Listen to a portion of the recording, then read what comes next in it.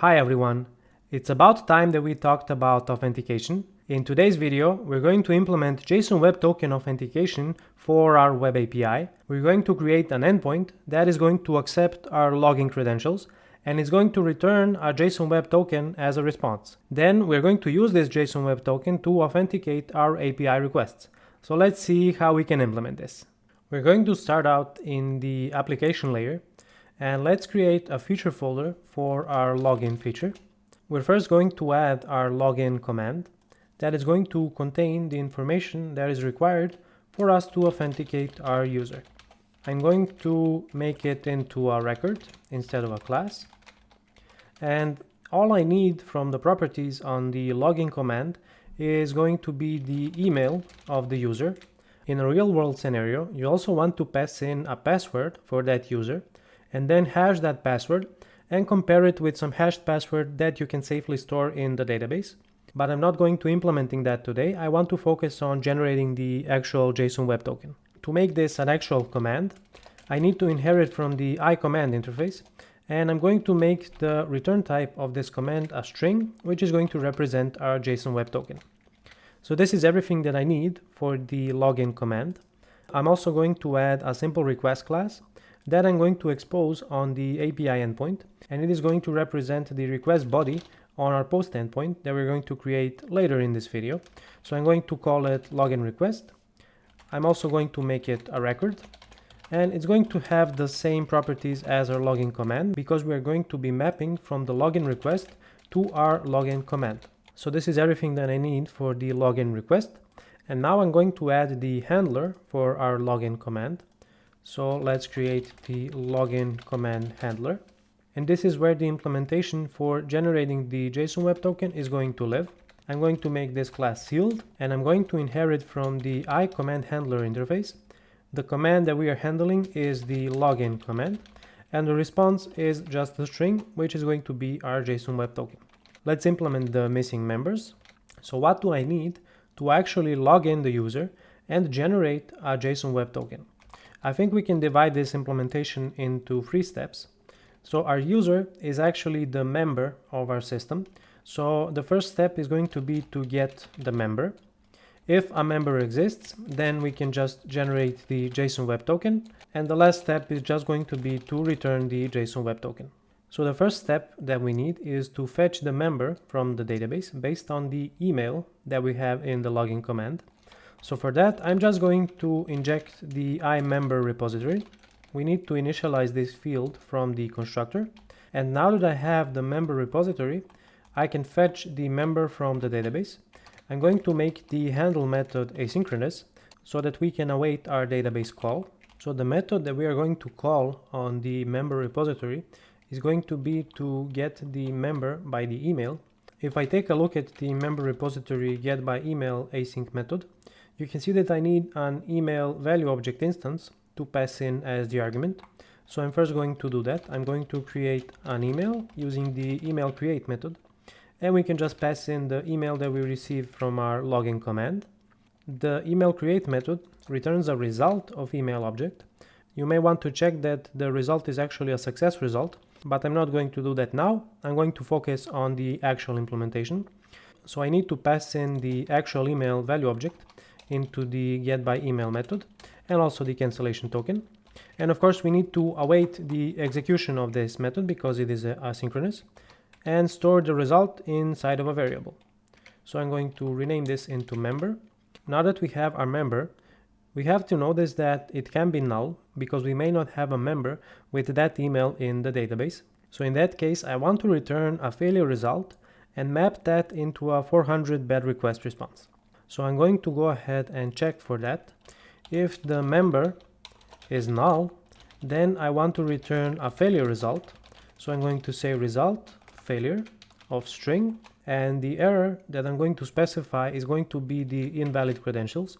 We should return the same error in case of a password mismatch. If we had added a password to our login command, we would also check for that password and return the same invalid credentials response when the password does not match the password that belongs to this member.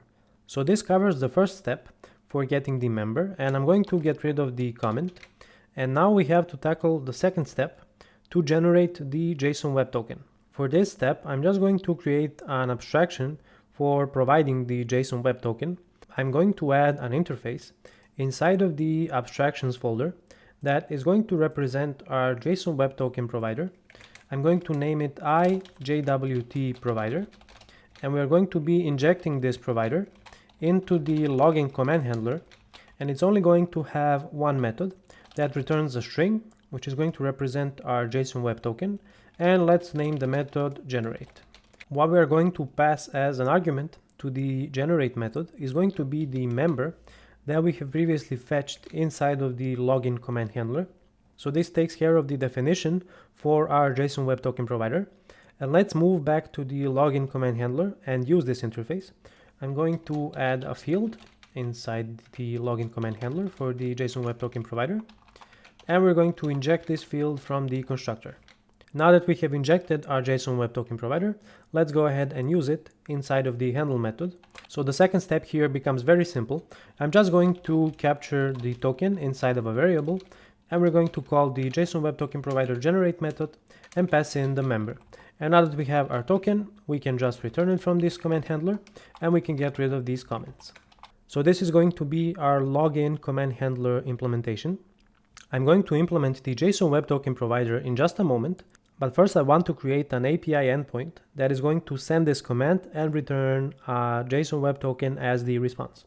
So inside of the presentation project, I'm going to go over to the members controller, and let's add a new post request just before the register member endpoint.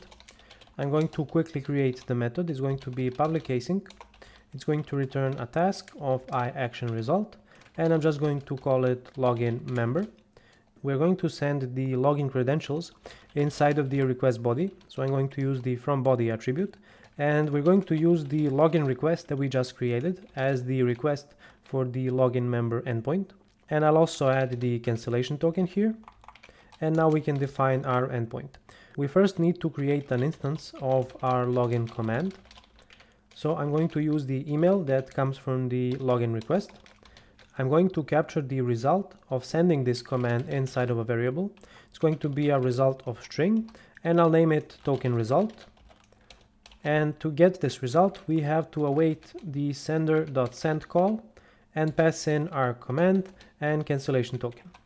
If the token result is failure property, resolves to true, then we are going to return the call to handle failure, and I'm going to pass in the token result.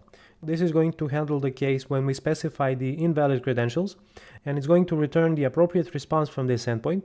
In this case, that's going to be a 400 bad request response.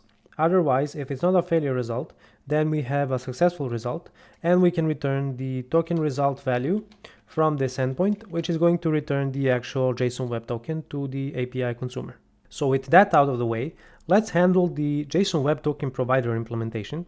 I'm going to add that inside of the infrastructure folder, and I'll add a new folder here for holding the implementation, which I will call authentication.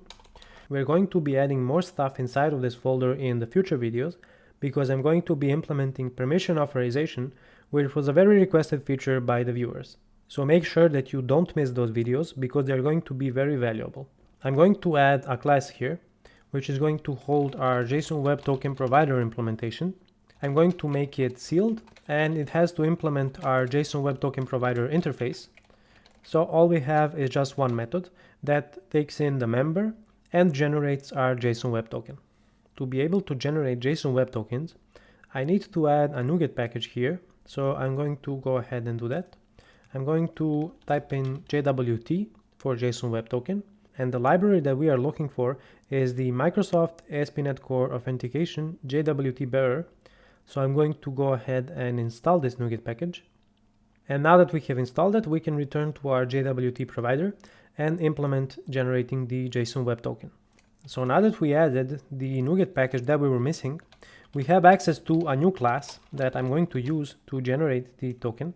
And this is going to be the JWT Security Token class. We're going to create a new instance of this class and then serialize it into a string and return that as the actual JSON Web Token. So the constructor that we are going to call is going to accept a few arguments. we're going to specify the issuer as a string. We are also going to specify the audience. Then we are going to add an array of claims. I'm just going to pass in null for now, and we're going to get back to this in just a moment. I'm going to pass in null for the not before argument. For the expiration time, we can use the current UTC time and specify an expiration date that is, for example, 1 hour into the future, so that our JSON Web Token has a 1 hour lifetime.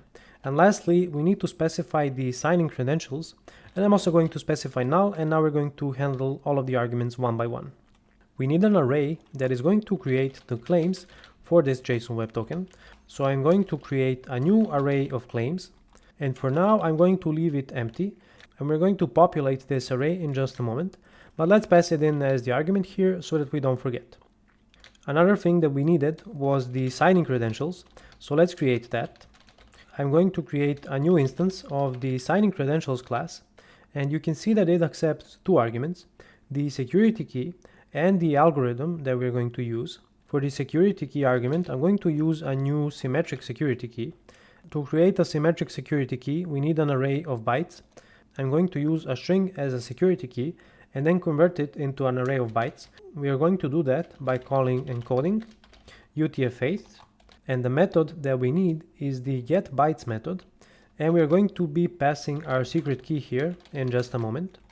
So this takes care of our symmetric security key, and the second argument is the algorithm that we're going to be using for encrypting our JSON Web Token. I'm going to access the security algorithms class. So let's use the HMAC SHA-256 as the security algorithm for the signing credentials. Now that we have our signing credentials instance, we can pass it as the argument to the JWT security token, and this takes care of actually creating our token. And now that we have our token, we can convert it into a string. I'm going to capture the string value inside of a variable. We are going to create a new instance of the JWT security token handler, and on it we can call the writeToken method and specify our JSON Web Token, and it's going to serialize it into a JWT string. Then we can return from this method. So we can just return the token value, and this completes our implementation. We have a few missing pieces to make this a complete implementation. You can see that I'm hard coding the issuer and the audience of the JSON Web Token, and also I'm not passing in a proper secret key to the signing credentials. So let's handle that before we move on. I'm going to add a new class here, which is going to hold the JWT options. We're going to use the options pattern to inject this class, and it's going to contain the configuration information that we need for our JWT provider. So I'm going to create a few properties. I need the issuer property first, so I'm going to create a get and init property. The second property that I need is the audience, and the last one is going to be our secret key. So now that we have our JWT options class, we're going to inject it inside of the JSON Web Token provider. So I'm going to create a field that is going to hold the JSON Web Token options. So let's go ahead and do that. I'm going to name the variable options, and I'm going to inject it from the constructor. The problem is I can't inject the JWT options directly. I have to go through the iOptions interface and access the value on the injected options to get our actual JWT options instance. So now that we use the options pattern to inject our configuration, let's go ahead and use that in the generate method. Here, instead of hard coding the secret key, I'm going to pass it from the options. And here below, I'm going to say options issuer and also options audience to specify the configurable values. And this nearly completes our JWT provider implementation. The only thing that is missing is to specify a few claims that are going to be added to our JSON Web Token. So let's go ahead and do that. We're going to add a few claims here by creating a new instance of a claim. For the type of the claim, we can use the JWT registered claim names to get access to predefined claim names that we can use. The one that I'm interested in is the subject claim, and I'm going to specify the member ID as the value for the subject claim. And I'm going to add one more claim here, which is going to hold the member email. So let's go ahead and do that. I'm going to use the JWT registered claim names. We're going to use the email claim and specify the member email value as the value for our claim. So this takes care of adding our claims, signing our JSON Web Token, and then serializing the JSON Web Token into a string, which we are returning as the result of this method. So what's missing now is just a few pieces of configuration inside of our Web API to actually enable authentication using JSON Web Tokens, and then we can test out our implementation and see how it actually works. Before I show you the rest of the implementation, I'm going to kindly ask of you to smash that subscribe button to make sure that you receive the notifications when I release my new videos, because you definitely don't want to miss those. With that out of the way, let's tackle configuring authentication inside of our Web API. I'm going to go over to program.cs, and we're going to add a few missing pieces to make authentication properly work in our application. I'm going to add a few middlewares that aren't configured. The first is going to be the authentication middleware, and I'm going to add it by calling use authentication.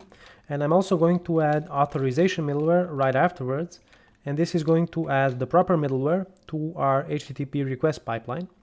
And now we need to add a few services to enable authentication. To do that, we're going to access the builder services here, and we're going to call add authentication on it.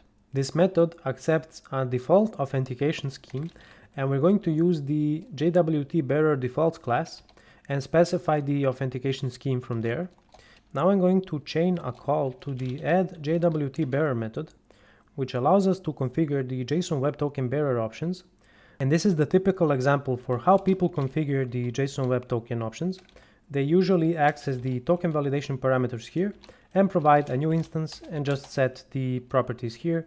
For example, we can set the validate issuer to true and the valid issuer to some string value, and then we can do the same for the audience and the signing credentials. But I want to show you an alternative approach to configuring the JSON Web Token options. I'm going to add a new folder inside of our Web API, which I'm going to call options setup, and I'm going to add a few classes here that are going to handle configuring our options that we have in the application. So the first one that I want to tackle is the JWT options that we just created.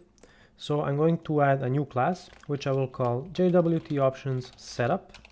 What I want to do with this class is inherit from the iConfigure options interface and specify the JWT options as the generic argument. I'm going to implement this interface, and it has just the configure method, allowing me to set the properties on the JWT options instance. So how am I going to do that?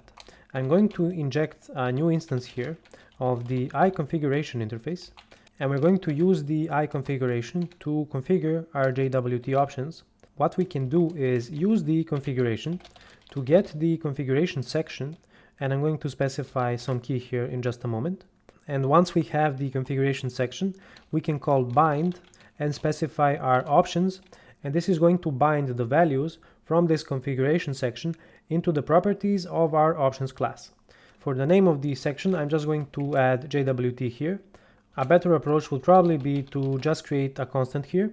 So let's go ahead and do that. I'm going to call it section name, and I'm going to give it a value of JWT, which we had below, and just replace the hard-coded JWT string with the section name.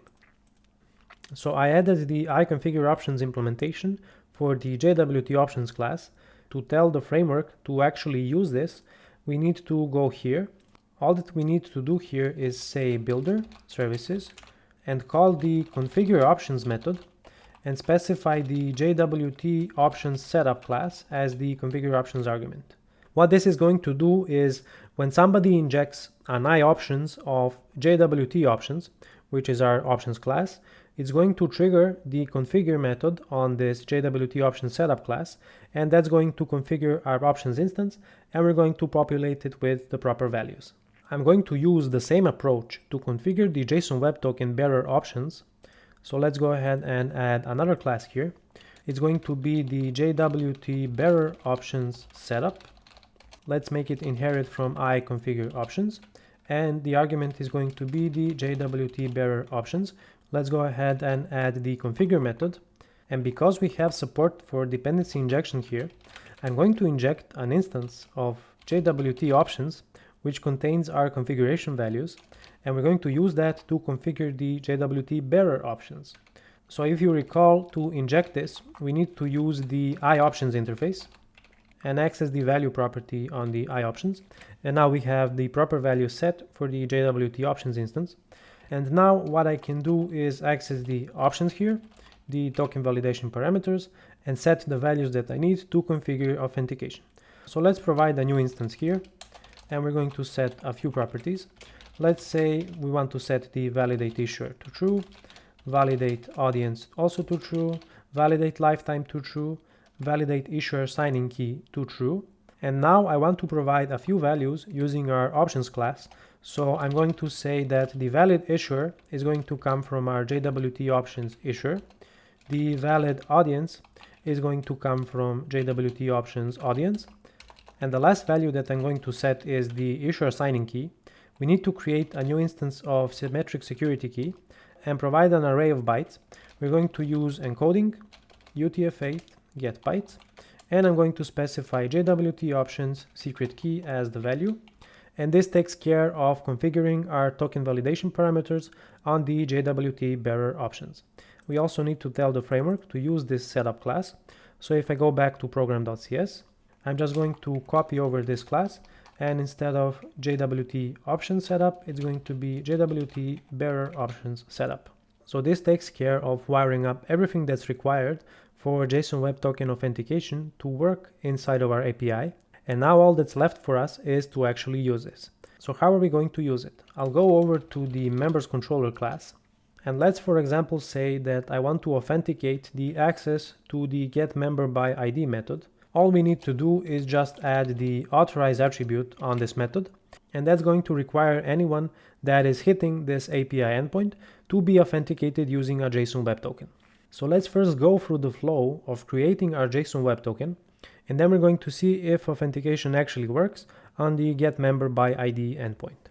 I'll go over to the login command handler, and I'll place a breakpoint at the start of the handle method. And now we can start the application and move over to Postman, where we are going to be sending our API request. I already prepared a login request that we're just going to send to our API. All that we have in the request body is the email of our member. So I'm going to send the request to our API, and we hit the breakpoint inside of the login command handler. So we create a new email instance. We fetch the member from the repository using this email, and as you can see, the member is not null. I'm going to step into the JSON Web Token provider so that we can see what's going on inside. So we first create our array of claims. It's going to contain two claims, one for the sub and another for the email of our member. Then we are going to create a new instance of the signing credentials. After we have that, we can create our JSON Web Token, and we can serialize that JSON Web Token into a string and return that value from our JSON Web Token provider. As you can see, we get a JSON Web Token back, and we are going to return this from our API. So I'm going to press continue, and as you can see in Postman, I get a JSON Web Token string as a response. Let's copy this string and head over to jwt.io to check out what we have inside. So I'm on the jwt.io website, which you can use to decode your JSON Web Token and see if what you got is a valid JSON Web Token. So I'm going to paste in the response from our API, and we're going to examine it. You can see that the algorithm that was used was indeed HMAX SHA-256, just as we specified inside of the JSON Web Token provider. We properly added the subject claim, which matches the ID of our member. Here is the email claim, which matches the email of our member also. The expiration is 1 hour from now, and the issuer and the audience are both properly set based on the values that were provided in our JWT options instance.